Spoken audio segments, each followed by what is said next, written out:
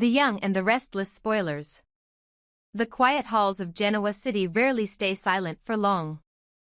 In the world of power, loyalty, and legacy, the calm is always just a prelude to the next storm. And this week, that storm has a name: Victor Newman.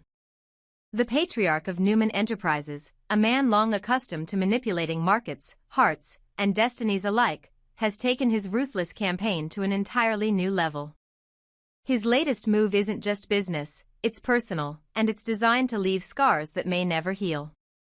By weaponizing Newman Media, Victor has launched a full-scale assault on Cain Ashby's reputation, using every ounce of influence, every contact, and every whispered rumor to destroy the man who dared to challenge his authority. To Victor, Cain's fall from grace isn't just a corporate maneuver, it's a public execution designed to send a message to anyone who stands in his way. Cain, once the golden boy of Chancellor Industries and the symbol of Jill Abbott's faith in second chances, finds himself on the edge of ruin. The stories flooding the press are brutal, painting him as an unredeemable manipulator who built his empire on deceit and betrayal. Every headline cuts deeper than the last, each broadcast orchestrated with chilling precision. The media blitz has been relentless, and though Cain tries to fight back, the weight of public opinion crushes him faster than any hostile takeover could. In the boardrooms of Genoa City, silence speaks louder than words, and no one dares to defend him, not when Victor Newman is the one holding the megaphone. For Jill Abbott, this attack lands like a dagger to the heart. She has fought her entire life to build something enduring, something that could stand toe-to-toe with the Newmans and the Abbotts, something that bore her name not as a scandal, but as a symbol of survival. But Victor's latest campaign threatens to tear down not only her company but her family. Jill knows Victor well enough to see the strategy behind his cruelty. He's not just punishing Cain, he's punishing her. Every scandal splashed across the business pages is a reminder of the fragile empire she built, the empire Victor now seeks to undermine. And yet, as furious as she is, Jill understands the brutal truth: fighting Victor Newman requires more than rage. It demands strategy, patience, and a willingness to play as dirty as he does. Still, family isn't a battlefield that Jill ever wanted to revisit. The confrontation between her and Cain is explosive, a collision of love, disappointment, and bitter reality. Jill storms into his office, eyes sharp, voice trembling not with weakness but with the fury of a woman who has seen everything she worked for crumble before her eyes. She demands answers. She demands accountability. Cain tries to defend himself, insisting that Victor's lies are exaggerated, that the truth is more complex, but his words fall flat against the backdrop of headlines calling him a fraud, a liability, a failure. For Jill, it's not just the public humiliation that stings, it's the betrayal of legacy. She has fought too hard to watch her son destroy what she built out of nothing. Meanwhile, Lily Winters stands in the crossfire of loyalty and heartbreak. Her fury burns hotter than Jill's disappointment because, for Lily, this scandal isn't just about business, it's about trust. She's watched Cain make promises before, watched him beg for forgiveness and swear to change. Now, as his name splatters across every financial report and gossip column, Lily feels the sting of déjà vu. The man she once believed in seems to have reverted to the same self-destructive path, and she refuses to be pulled down with him again. Her anger is righteous, but beneath it lies something more painful: sorrow for what they could have been, if only Cain had chosen differently. This rift between them deepens as the Newman campaign escalates. Lily confronts Cain in private, her words sharp and deliberate, cutting through the defenses he tries to build. She tells him that redemption isn't earned through apologies or excuses, it's earned through action. Cain listens, torn between shame and defiance, but the weight of his guilt is crushing. Every attempt to clear his name only digs him deeper into the mess Victor has crafted. The empire he worked so hard to restore crumbles piece by piece, and even his closest allies begin to distance themselves, fearful of the Newman shadow looming over them. As the smoke spreads across Genoa City, Abbott Communications, Jill's latest project, her proud attempt to reassert control in a digital world, finds itself on the verge of collapse. Investors pull out, sponsors flee, and even her most loyal staff begin to question whether standing by her side means professional suicide. Jill refuses to surrender. She confronts Victor in person, storming into his office at Newman Enterprises, demanding that he stop the smear campaign. Victor listens in silence, the faintest smile curling at the corner of his lips. To him, this is just another negotiation, another display of dominance. He tells her, without saying a word, that power isn't given, it's taken. And in that moment, Jill realizes she's dealing not with a rival, but with a force of nature.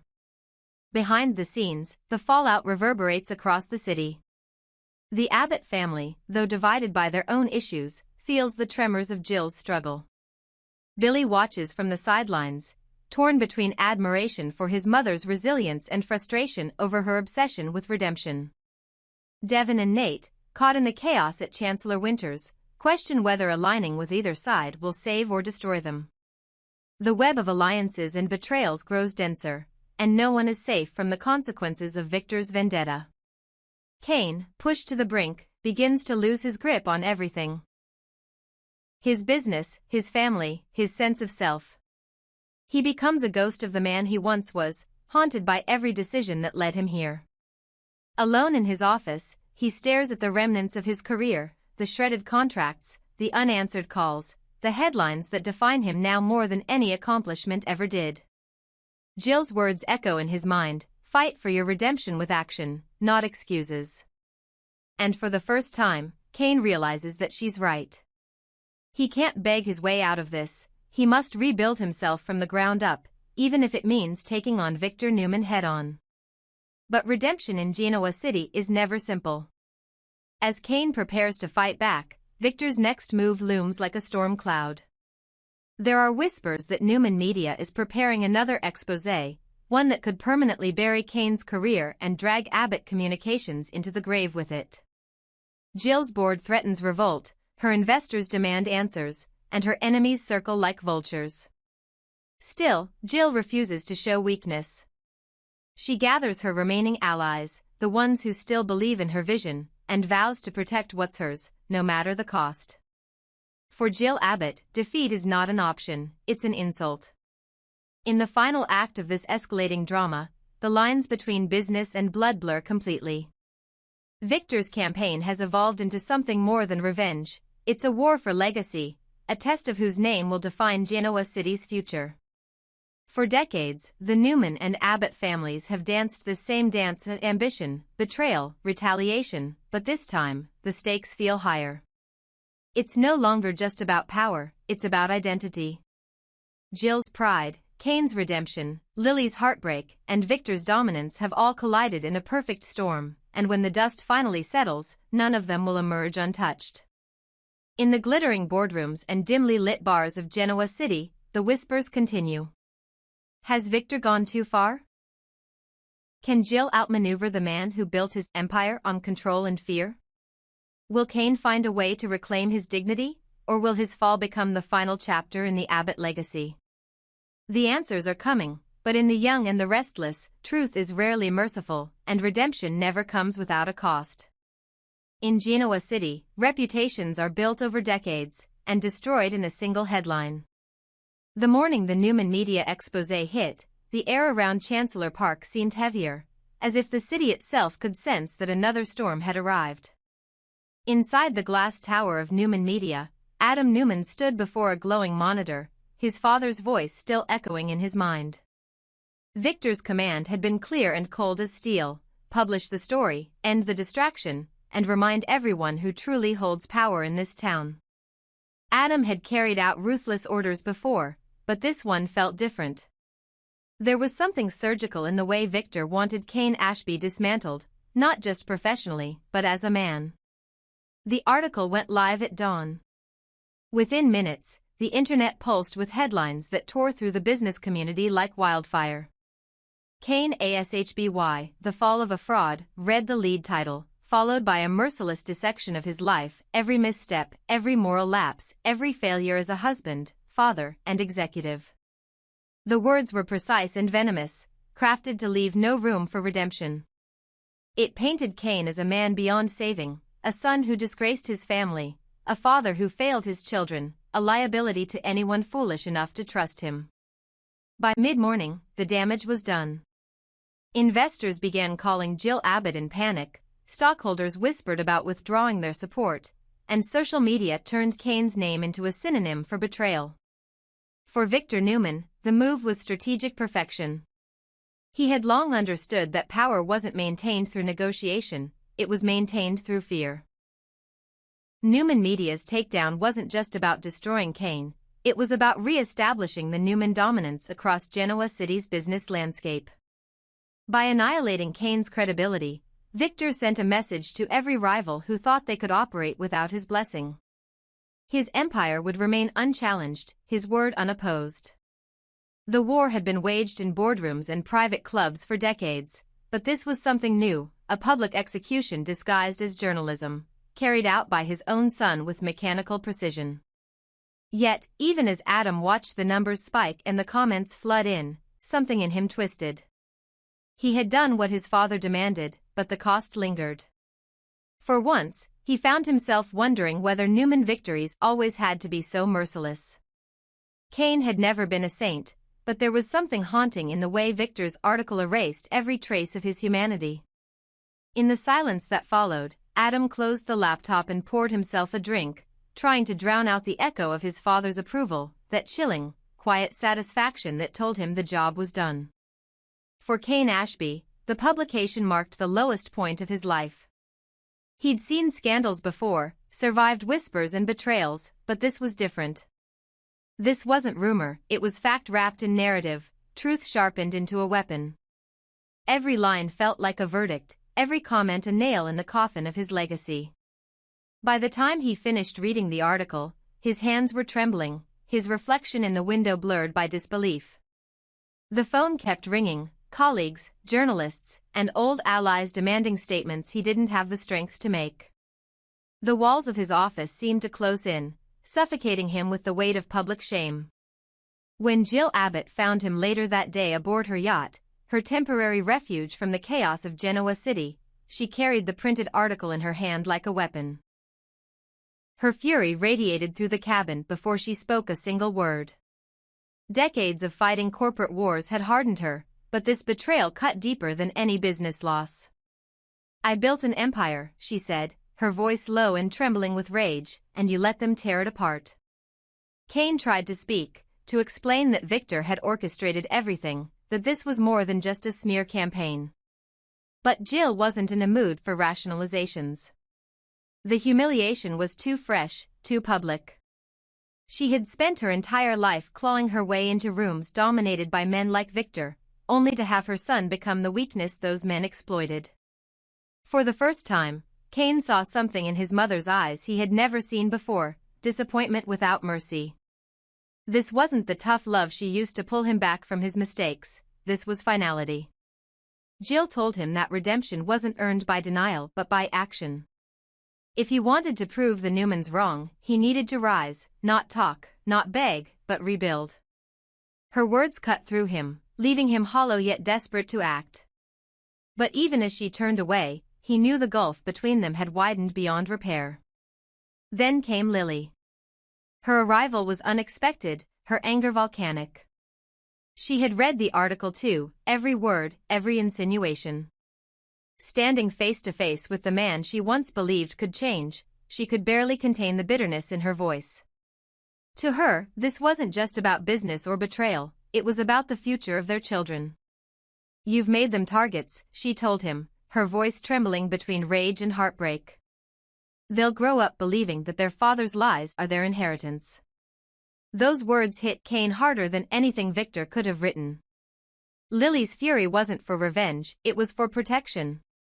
She had fought too hard to keep their family's wounds from infecting the next generation, and now Victor's article had ripped those scars wide open for the world to see. Kane stood there, paralyzed by guilt. Every defense he wanted to mount crumbled beneath Lily's pain. He tried to tell her that Victor's power came from manipulation, that the article was exaggerated, that he wasn't the monster they described. But Lily had heard it all before, promises, apologies, justifications. None of them could erase the truth now carved into public consciousness. The man she once loved was gone, replaced by a shadow carrying the burden of every broken vow. She turned away, tears glinting under the cabin lights, leaving him alone with his disgrace. Back in Genoa City, Victor watched the fallout unfold with cold precision. The exposé had achieved its goal. Newman's stock climbed, media influence solidified, and rival corporations retreated into silence. Jill's outrage only amused him, another predictable reaction from a woman who still thought emotion could win against power. When Adam entered his office later that night, looking for reassurance, Victor's only response was a nod. To him, this was victory. No sympathy, no hesitation, no regret. In Victor Newman's world, mercy was weakness, and weakness had no place in the empire he built. But in the quiet hours that followed, not even Victor could ignore the echoes of what he'd set in motion. Genoa City was a city built on alliances, betrayals, and secrets, and every move, no matter how calculated, came with consequences. Kane's collapse was complete, but a man cornered often becomes unpredictable. Jill's fury was rising, and she had no intention of letting Victor have the final word. And as for Lily, her pain had turned to resolve. She would protect her children from this legacy, even if it meant erasing Kane from their lives entirely. For Kane, the night brought no rest. Alone, surrounded by headlines and silence, he realized that this was more than just a scandal, it was a reckoning. His life had been stripped bare, his flaws magnified until they became his entire identity. But beneath the shame, something stirred, the faint, desperate spark of defiance. He would not let Victor Newman write his ending. Not yet. If Newman Media could destroy him with a story, then perhaps he could reclaim his life with truth. And so, as the lights of Genoa City flickered beyond the window, Kane made a silent vow. He would fight, not for wealth, not for power, but for his name. Redemption in this city was rare, almost mythical, but it was all he had left to chase. In the days to come, that single spark of resolve would ignite something even Victor couldn't predict, a war not of corporations, but of conscience. Because in Genoa City, every dynasty eventually faces its reckoning. And this time, the battle wasn't about who controlled the empire, it was about who still had a soul left to lose.